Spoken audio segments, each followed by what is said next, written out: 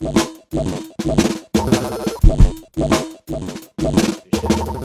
yeah, we have here now Listya with us, and she's right here to share with us a story today. Welcome, Listya. Thanks for coming to the show. Hello. Thank you for having me here. Yeah, welcome. So maybe you could introduce a little bit more about yourself and what kind of stuff when people say asset supervisor, what exactly does an asset supervisor do? The animation. Okay, so as a at least in one animation, as an asset supervisor, so other than managing the 3D asset team, modeling and texturing team in the studio, I also oversee like the workflow of to make sure that things work from our department to the other departments, and also to make sure like the artists, they maintain the quality that expected lah. So you play the role of quality control and making sure the models are tip top, so that when they hand it over to the riggers and animators, it's perfect and good, right? So that there aren't any weird geometry and whatnot, right? Yeah, just to make sure everything clean and things move along well. So it sounds like a very important role, right? Because without you, then the whole 3D production will just because you have no, not until like that. At least for me, it's more of the 3D asset side. Okay. Yeah. Because like for the whole team, usually we have people who are in charge of the different departments. So each department, they have their own role to make everything work lah. So it's not just me lah. How is it like working in one animation? Because you've been there for five whole years, right? Last time you were saying 5+ years. Wow. Yeah. It's good. I joined there first as a junior medium level modeler. Then from there, along the way, then I learned all the ropes. So other than do modeling, I also learn about working with, because I work closely with other departments. So I actually got to learn from the other colleagues. So I understand well about the pipeline, how the pipeline works. Cool. You have a lot of fans here tonight. You have Zhi says Listya. Yeah. Oh, then they were my friend. Tak Leong says Pauk, and then Tak Leong says sorry tomorrow. Then send the paint over. I hope. I believe so. Oh no. Yeah. I think some of my colleagues. Okay, there's sound in this. Yeah. No worries. Everyone. That's cool. Hey, you got friends coming to watch you. Yeah, and that's kind of nice to sit in and just chat with friends. Thanks for the support. I see some familiar names. Yeah. That's kind of fun. So are these your friends from one animation? Most of them? So far, where did I see the names? Yeah. Some of them are from one animation, from like mutual friends also. Oh, I see my sister also. Okay. Everyone's here to support you. Wow. Yeah. That's cool. I feel so supported. Thank you so much. Yes. Okay. Yeah. That's testament to how much support you've been giving to others. That's why they're here today to support you as well. So, what animation is your second company that you worked in? Because the first one was Tiny Island. Yeah, it's the second one. First one was Tiny Island. So in Tiny Island, you also worked as in the department?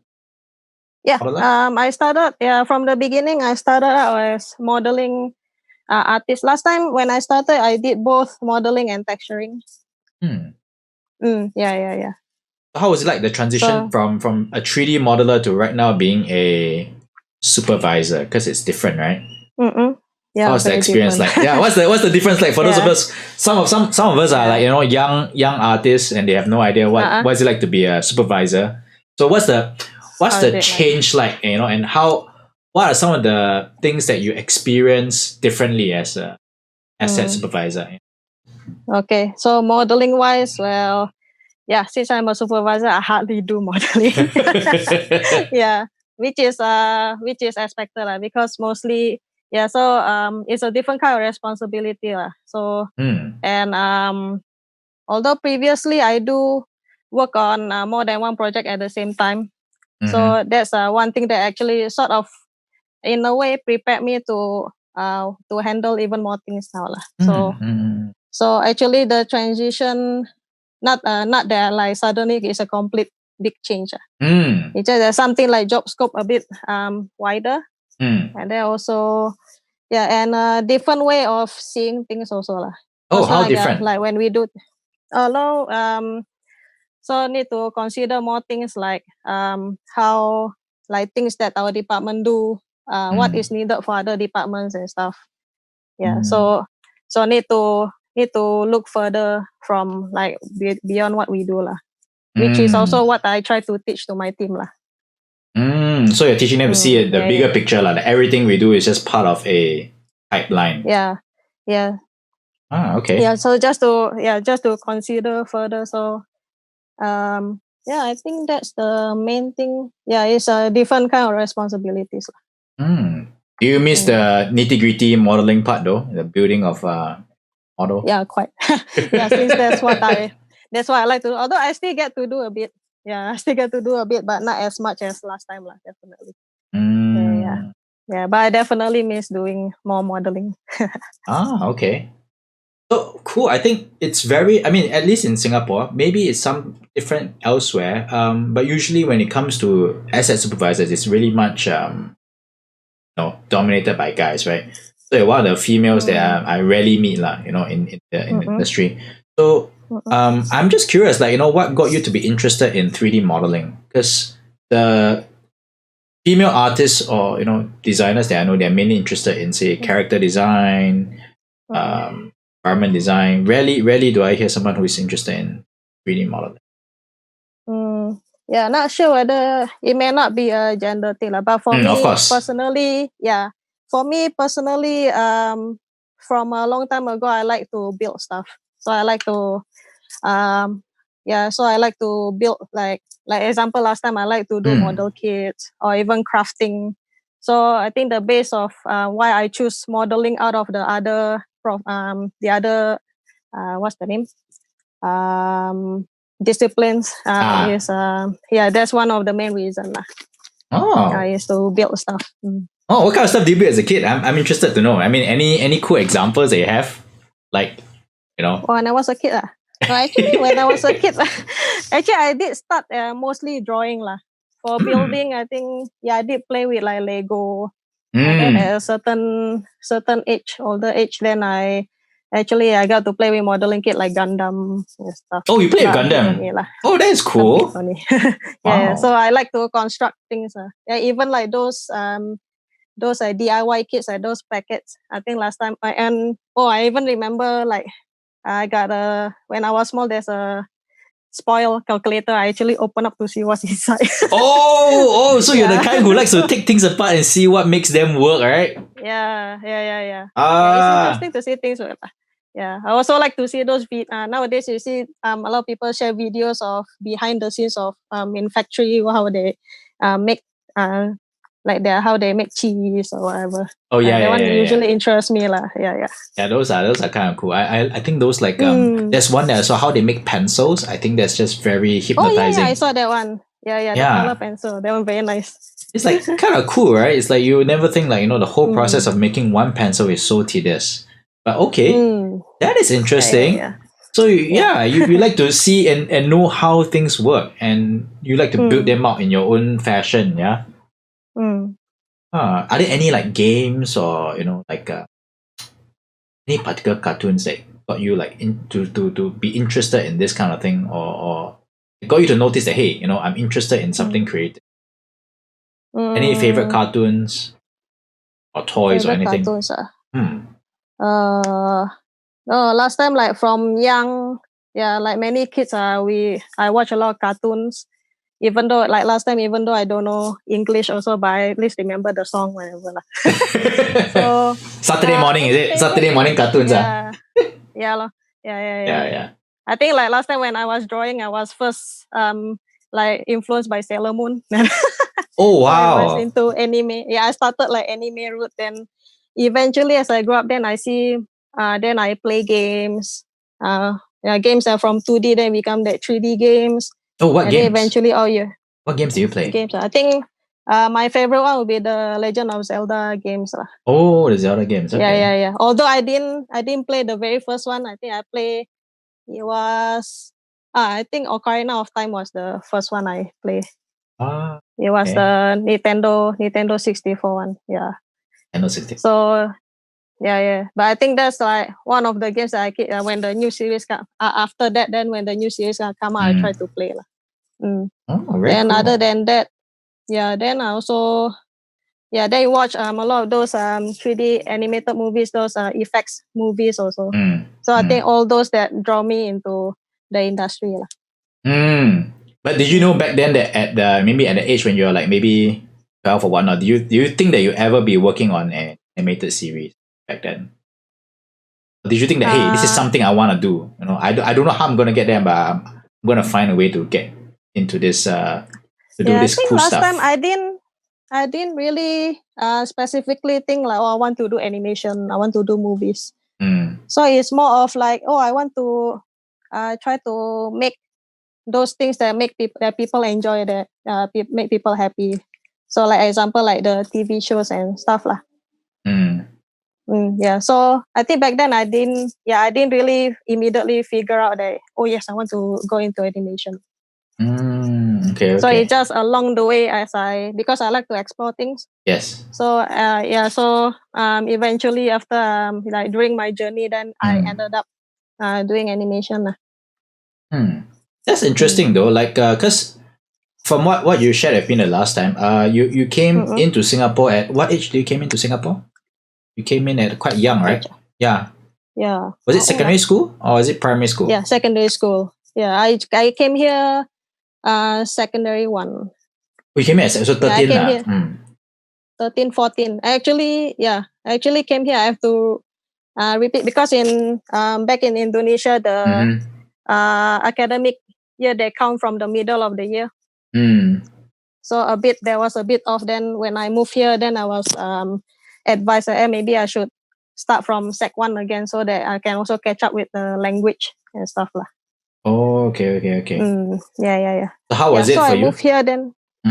Not easy. So when I moved here, mostly I spend more time on trying to adapt lah. I think especially about the living style here is different. And then the language definitely different. I actually had to take a crash course in English when I came here. Yeah. But you still watch cartoons, yeah. Yeah. I think I would say that partly because of the cartoons I watch, I know some words. Because I know some phrases.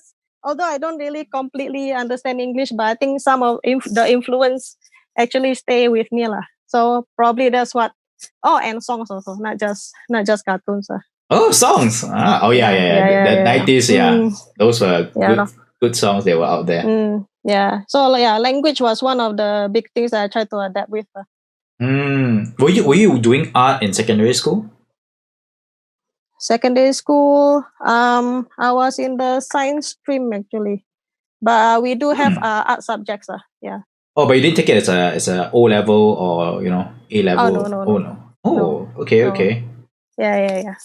Oh, so it wasn't like you. I mean, for myself, it was very clear cut because when I went to secondary school, I took on art.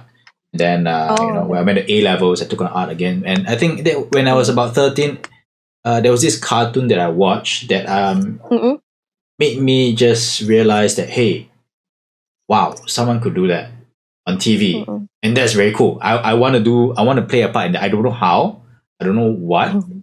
Yeah. Because I started going crazy on buying the books, and that cartoon was called BattleTech, right? And some of you guys who are familiar with the franchise, you know that they made the game MechWarrior, and playing the game, watching the TV series, and reading the novels. I'm like, wow, this is crazy. I was telling myself, I've got to find a way to get. I mean, if someone can just draw a book and make a living out of it, yeah, I mean, it's a career option, right? So that was what kind of what motivated me as well to kind of have an inkling that hey, no matter whatever it is that I want to do in life, it's got to do with drawing and art somehow. Yeah, so I'm just curious, like, because you said you didn't take up any art like program. So what were you doing back then? Were you in school? It was back then it was the science stream. So I did I think it's not pure science. Was it? No, it's not. Yeah. Then but I think from last time, even at school, right? Yes. I think art has been like something that I do on the side. Ah. So like while I do all these studies and stuff, but on the side I will do something art related. So I see. actually a lot of the stuff I do is like I self-learn, self-explore before I got to actually join a course that teach modeling lah. Oh, okay. So you're really like a self-taught artist lah, all throughout. You didn't think this would be a career for you? Yeah. Although last time what I learned is like quite rojak lah. Yeah, because I really like to explore different mediums and different forms of art lah. Yeah. So yeah. So a lot of that, I think mainly last time like secondary school, JC, even university, like those art stuff has been on the something I do as a pastime. Wow. And you continued that up to JC, up to junior college. Yeah, you still I think didn't last take time mostly I do. Yeah, mostly I do like drawing or sketching like that. Okay, so you didn't even take it as a subject, but you were just sketching. Yeah. So roughly when, like, was it after junior college? Then you had the inkling that you want to scratch this itch of just working in the creative industry. Yeah, back then I think from when I was going to towards the end of JC, then they announced going to have because last time there's not that many art schools. There's a few of them. So they were open. They announced ADM at NTU. So that time I thought like, oh, why not I try apply to this course. Yeah, but back then because I don't really have a proper portfolio. Also, it's quite a mix then, and also because it was a new course, so the the intake number was like very low. It was very small. It was a small number. So definitely, so back then I didn't get in. So I ended up studying other stuff. What do you study? I took I took computer engineering. Wow, that's very different from very ADM. Different. Yeah, it's like it's like different. hardcore, like computer science, like programming stuff, right? Yeah. Oh, okay, but did it? Because in JC also I ended up taking along the way then I ended up like going to the science route also. Yeah, so that's how I end up also continue in computer engineering. How do you feel when you didn't get the acceptance letter? Did you think like, oh man, this is the end of the road for me, to work in the creative industry? No, definitely not. That time I was definitely sad. Although it was especially because I know that time when they come out in the news how many thousand people, at least 1,000 people applied. Then so I know definitely it was quite hard lah. But that time I was sad, but I didn't think that is the end. So I ended up like, okay, so I'll do this thing, but at the side I'll still continue when I can. Oh, so how do you continue? I mean, wasn't it tough to continue? I think, because last time other than my major I have to take electives also. Then a lot of those electives, because we need to take different courses from different faculties. So I tend to go take from the art faculty. So that's how like, hey, I'm still doing this. Although it's but even then I like when I wanted to take the 3D modeling I think module, it was so popular I can never go in my 4 years there. Wow, 4 years you didn't even take. Okay. Yeah, I couldn't go in because it's so popular. Right. Yeah, because at that time, because I was in ADM and those courses, they are quite popular. I think subsequently after my cohort, then they probably expanded the capacity for students of other faculties to come in. But that's good. Wow. So, I mean, but were you still actively creating stuff in computer engineering while you're still there? Computer engineering partly because in computer engineering got study all like everything lah. So like different aspect of computer engineering. So only in my 4th year in my fourth year, then I specialize in the computer graphics on the fourth year lah. But it's more of the thing. Yeah, it's mostly still the technical side lah. Oh wow! So even yeah. then, you were like trying to zoom in onto like the creative side of things, right? Yeah, because I did see like for the year 1 until the year 4 specialization, I see they have computer graphics. Okay, maybe I aim there. So yeah, that's how I ended up there lah. Yeah. Then other than that, but I think my what I like my tendency to like to build stuff and explore stuff also apply while I study engineering, because they also got electronic and stuff. So I like to tinker with stuff also lah. So you build cool robots and drones and stuff. Oh no. Not yet. I just I think just okay lah, soldering fun lah. Soldering. Yeah. You seldom hear people say soldering these days, yeah. Oh yeah. I think back then I like to actually I didn't really build robots, but I did play in JC. I did play like the Lego Mindstorm back then. I think that's probably something closer to robots. But you still feel like you're building stuff along the way, even from JC. Yeah. Oh, so you're still creating stuff. Very, very cool. Oh wait, before we continue, Mark Hong is like Mark Hong is saying he's a big fan. Listya Harjadi is like impressive. Oh no. and Zhiwu Li is like Listya fighting. Wow, you got so many supporting fans. So envious. Yeah. Thank you very much. Oh, so shy. But I think it's great because even were you conscious then? Were you aware that you were starting to be interested in the creative side of things at that point of time in uni? Yeah, definitely. I think since long ago I've been always wanted to do something creative lah. But it's been like not like back then, didn't really think can I do it as a maybe it did cross my mind that I want to do as a career, but I did but I still try to do it on the side lah.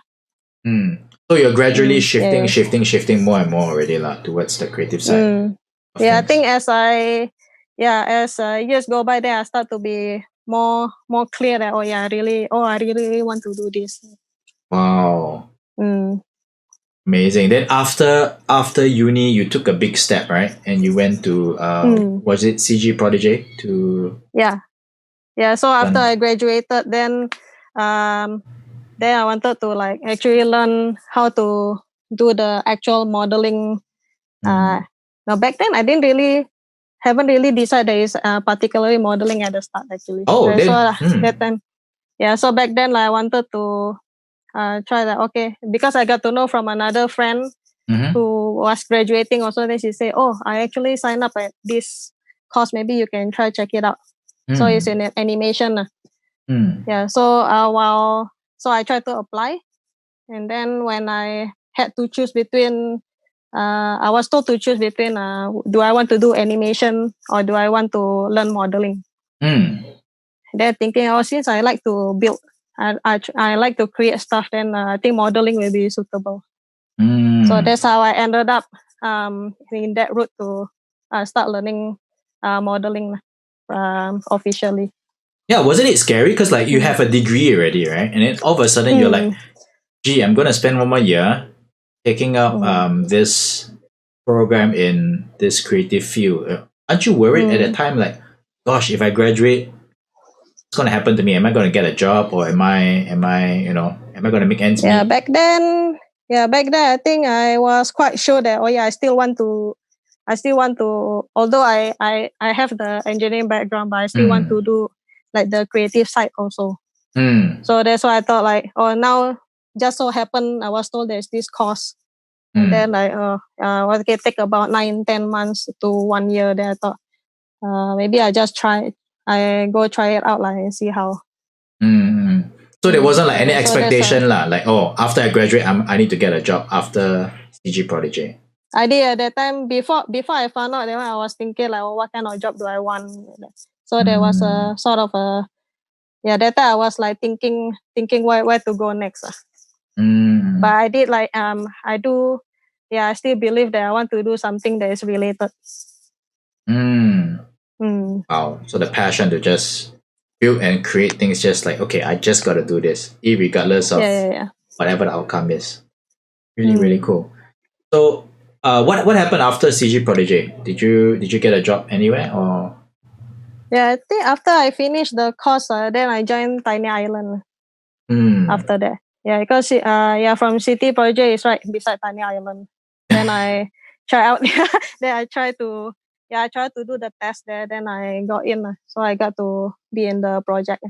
Oh wow! What project were you on?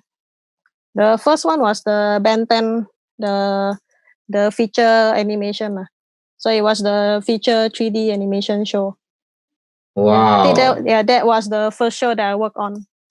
That's quite crazy, right? I mean, you just graduated and then you just took up your cert in 3D modeling. All of a sudden, holy cow! You're working on a major IP, Ben 10.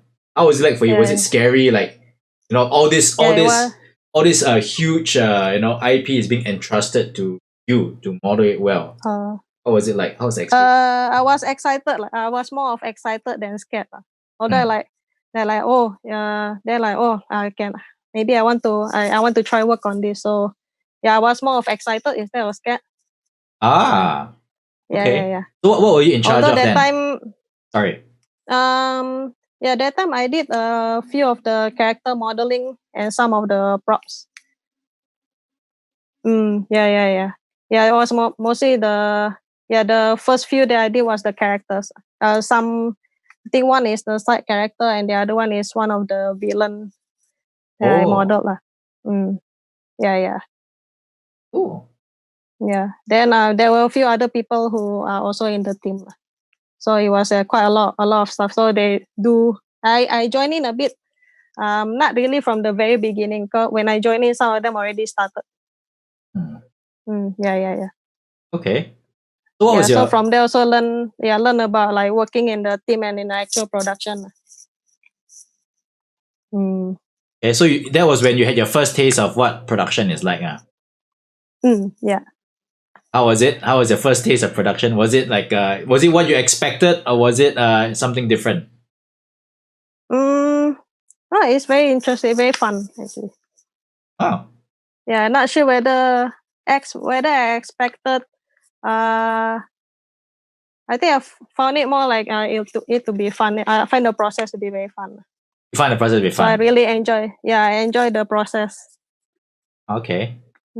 Yeah, because then I think when you're in a team, then you start to realize, hey, it's not just me that's working, right? You're working with other colleagues, and you're all definitely creating this cool product that will be enjoyed by millions of people. And first project, Ben 10 already. I think that's a pretty It's partly timing also. Timing. Just so happened at that time when I was finishing, then they were starting this. Yeah, wow, you really ran in the right time. It's partly is the timing actually. And shortly after that, did you work on anything else after Ben 10? Yeah, after that, then I continue with Dream Defenders, which is Tiny Island's I own IP. It was a TV series, right? Was it it was a series. Was it very different from, say, a movie? What was the experience like? Yeah, definitely different. Because like for movie, you have the way the process is a bit different, and the way like how we handle models also a bit different. Like how to optimize and stuff. Okay. And for series also the like schedule wise and stuff also quite different. Series. Okay. So the schedule, was it tighter than a film production series? I mean, film production. It's different. Different. Yeah. Quite different. The structure is different back then. Okay. So was it tough to adapt? Because you're in the movie production timeline. Then all of a sudden, hey, switch to TV production timeline. Was it difficult to adapt? To change? I think back then, it's not a very big thing because I was still a junior modeler. So basically, for me, it's like I'm assigned every time you do this model, then I do the model like that. So back then, I didn't really I wasn't really involved in the in the bigger like in scheduling or managing and that. So for me, it wasn't a very big jump. Although timeline slightly it was shorter, and timeline was definitely shorter, but still okay. Okay, cool. So after that, you went on to One Animation, right?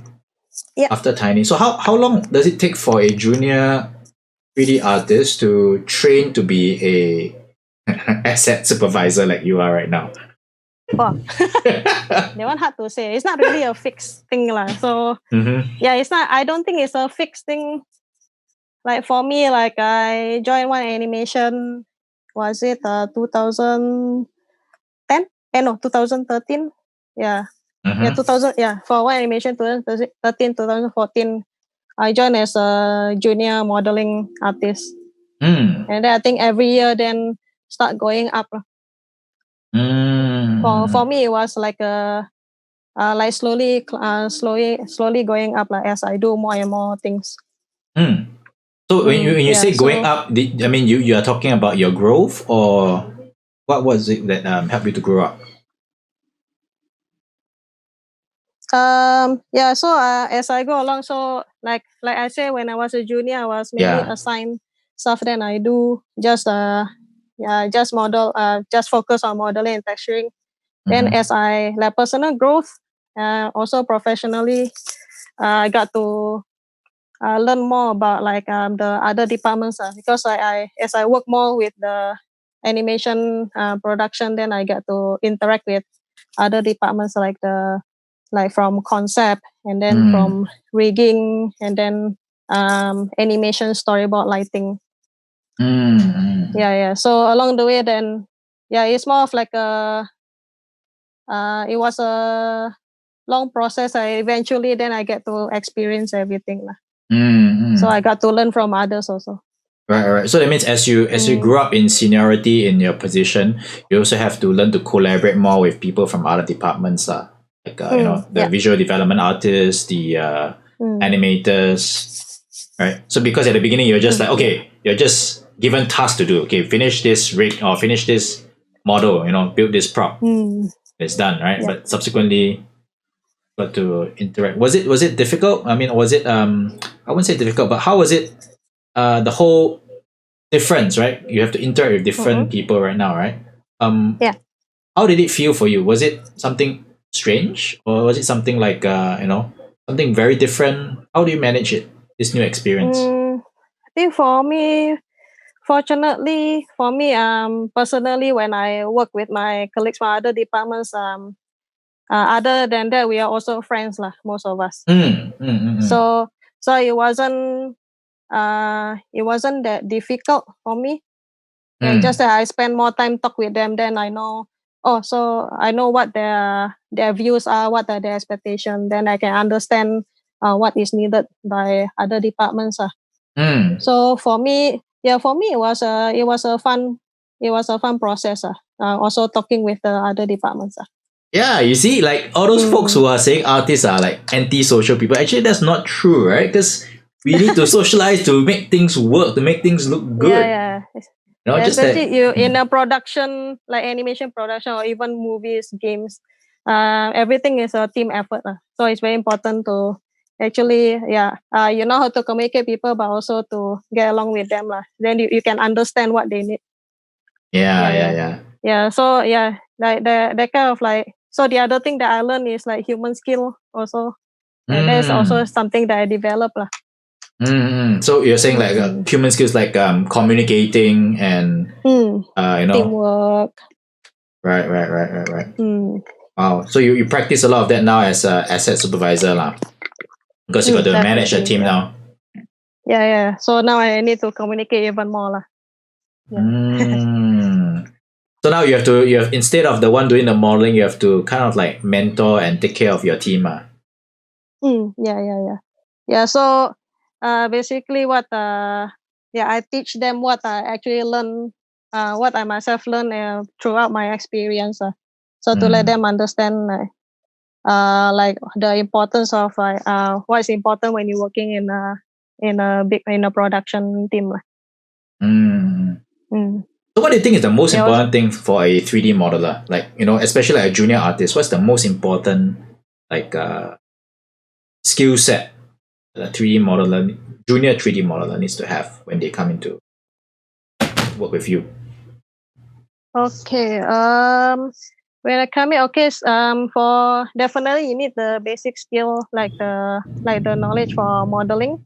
That one you definitely need it lah. But usually when you, other than that, I think one of the important things I look out for is the ability to work as a team. That one is one of the more important thing for me lah. Oh wow, that's interesting. Yeah. What makes that so important? Yeah, because everything is a team effort, and for us, we communicate a lot with, like among our own team. Also, we keep communicating and keep supporting one another. So, we'll divide tasks, and then also sometimes then, you're done already, then you have also important is you can take your own initiative. So, even you clear your work already, then you take the initiative. Oh, you got anything else for me to do, or anyone need my help? So those teams, that kind of team spirit is important for me. Other than, although skill is important also, but personality, this willingness to work with as a team is very important. Wow. Okay. Yeah, I totally agree. Because I think that's a very important tip that you shared. Because most of the time we are all focused, especially if you're freshly minted from a school. A lot of times it's just about the skill, right? Oh, I need to be good at modeling. I need to do ZBrush well. I need to use Maya very well. Very often I need to keep topology correct. Yeah, I need to get my topology correct. Make sure they're only how many polygons, blah blah blah blah blah. Optimize everything. But rarely people talk about teamwork. Do you have any examples of a good teamwork that helped in production? It helped make production easier? Usually for me, good teamwork. So it's more of how every person in the team, within the team, that we look after one another. Just we make sure that we support one another. We see that someone having difficulty or what, then you try to help support to make sure get the task done. So I think that's the main thing. I don't really have a specific example, but this is something that we maintain. Right. As long as you can make the workload of the team easier and lighter, so that we can, so the project can go on smoothly. Okay. Yeah. So that's because when you do for us when we do the any show, every one of us have the same goal. We want to make a good show. Do something that we're proud of. So important to actually support one another. So what makes a good model? A good model? What hard? What's such a hard question? Depend for what? Depend in what? So say for TV production lah. Say for TV production. Yeah. What makes a good model suitable for a TV production? Okay. Yeah. So one thing, must be. So one thing aesthetic. So definitely something that look good, that people catch people's eyes, and then make people like to look and say, oh, it's such a. That's one thing.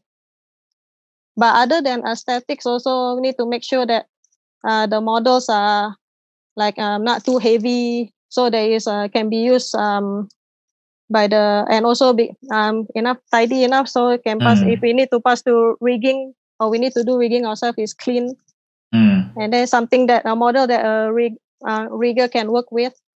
And then also optimize for TV series, especially optimization very important. They also have to make sure that it's friendly for animator to use, not like something that animator take 10 minutes to load, that kind of thing. So for animation and for rendering also. So the other thing is need to know how to optimize also, other than making it look nice. Well, Tak Leong says the power of chicken eye, and Vendi Halim says the power of Listya. Don't say chicken eye. It's an inside joke. Sure. Yeah. Wow. Wow. Seems like you really have a lot of supporters tonight. Thank you so much. I haven't actually opened. Let me see. Oh, you have. So, like, I think we're already towards the end of the show already. Like, I'm just curious, like, for especially those guys who are learning 3D, because we hear a lot of artists talk about 2D stuff, concept design, illustration. But for 3D stuff, like for 3D artists, what do you think is an important thing for young artists to practice and to figure out what to do with their portfolio and what to do with their career development? Okay, for career development, if you talk about portfolio itself, so first thing, of course, put your best work, definitely. So for modeling, actually any discipline, actually it's more of quality over quantity. So make sure that you put your best work, although you have, I have a lot of these favorite things that I model or texture or animate. But make sure that when a company review portfolios, there many people, because we're also working on production, so we don't have much time to look at portfolios. So it's important you put your best work to catch the whichever company that you apply to. So yeah, so and also like and also do your research before you apply. So when you apply to each company, they may be looking for different things. So make sure that like for portfolio, okay, this company, they're looking more for environment modelers. Then so you try to put more of the environment model, although you can still put your other character modeling lah. So always look out for what each company is looking for lah. So it's important to it's not like one portfolio definitely work for all companies. Yeah. So I think that's important also. So the young junior artist or the fresh grad really got to take note of like where he or she is targeting. They probably heard it tons of times from their lecturers already. Yeah, definitely. But I think this is like, you're catering. You want to make yourself employable and available to the company. You want to make yourself available to their needs, right? You got to answer their pain point, right? So adjusting your portfolio based on the needs of the company is very, very important. And I think I think we can't stress the importance of that lah. It's just so important. Yeah. Then then as I mentioned before, so usually the employers, they don't have much time to view your portfolio. So if you do like a video reel, right? Yeah, like don't do too long and stuff. So that's why it's important to put your best work. And also other important thing, when you have for junior artists or people who are graduating, the important thing also is to try to talk to more people. Although like earlier you mentioned, artists keep quiet or what, but actually I feel like it's important to talk to people and learn from others. Yeah. So for me last time, like because I when I was towards the end of my university, I started participating in a computer graphic conference called SIGGRAPH Asia. So that's where I meet other student volunteers from who also study the same field, and also I get to meet some professionals. Then I got the chance to talk more to people. Then I also open my my horizon. So maybe it doesn't need to be in a conference, but like at school, you talk to your other schoolmates. During when you do a grad show, I try to talk there to speak to the those employers who look at your presentations and start to find out what they're looking for. So I feel that observing and listening is important also. Okay. So it's really just being sociable and networking, and we cannot explain how. I won't say explain, but we cannot emphasize again how important that is. Because at the end of the day, companies are run by people, right? The only way to get noticed is to put yourself out there and to be noticed by people. And Although I understand it's not easy. At the beginning also, I'm not actually like completely outgoing, not completely like, I also once a while I can be quite shy. So I know how hard it is to try to talk to people that you never talked with before. Lah. So, but this is something that if you have the chance, then it'll be good to, it'll be helpful to understand better about the industry. How do you overcome it though? I mean, you mentioned that you're a bit shy, you know, how do you get out of that shyness? Because I think a lot of guys just like, I'm shy, but I don't do like. Yeah, I think I opened up a lot when I was, when I first joined the SIGGRAPH Asia conference, because before that, like, a lot of us are like quite close and stuff, right? But once I go there, suddenly, because there are people from other countries, so not just Asia, people from US also, Europe, then everyone suddenly easily open up. So I think from there I actually learned how I actually open up then to be less scared. Wow, so you really just use the best the maximum time that you can, you know, to just make friends with different people in SIGGRAPH Asia. Yeah. So actually one of the main thing, because everyone have common interests also, so it's also very helpful if you can like you can be with people who have the same interest, same view, like that. Then you actually easily more open up because everyone have the same interest and topic to talk about.